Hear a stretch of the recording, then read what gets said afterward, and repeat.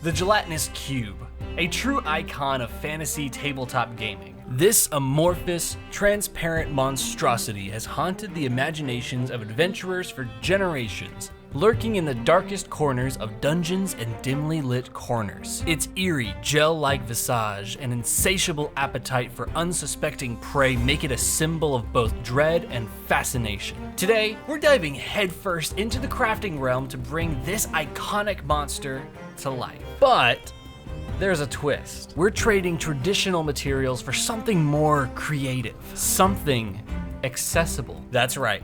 We'll be sculpting the Gelatinous Cube miniature using the very versatile and surprisingly effective hot glue. Let's get started.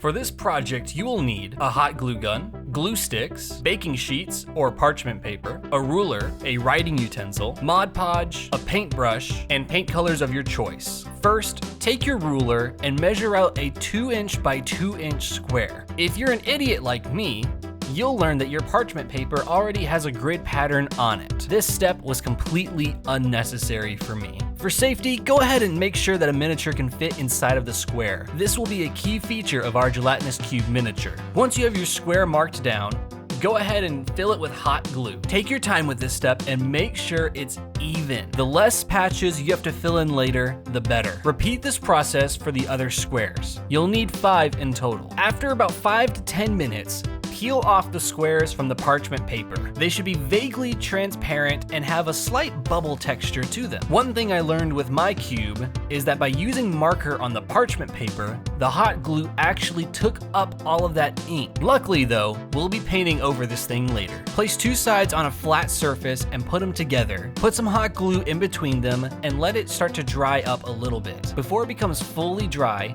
take up your corners and slightly fold them. I'm sure that there's a much better way to do this. Honestly, this step was a little bit janky for me. But hey, that's the fun of it. Repeat this process for the other corners. After your corners have dried, make sure to glue the inside corners as well as the outside corners. This will give your Gelatinous Cube a little bit of extra durability. Once that's dried, go ahead and take your hot glue gun and just start pouring it on the sides.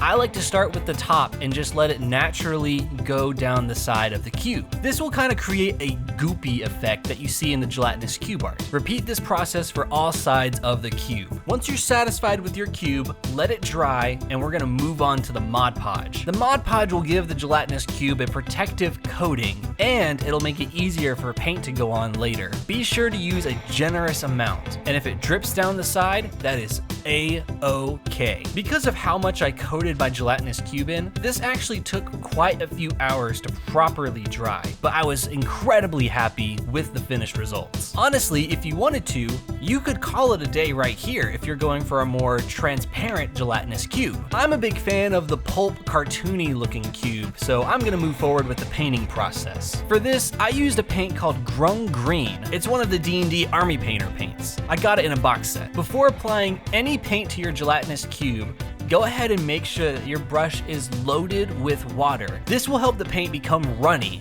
allowing it to get into the cracks and crevices of the cube. Use as many coats as you need to for this step. I will say, the more layers of paint you apply to this thing, the darker it will become. Once our paint has dried, you guessed it, more Mod Podge. This is to provide that final coat of protection for our cube. This will ensure that no paint gets scratched off when we play with it on the table. And after an eternity of drying, it is ready for play.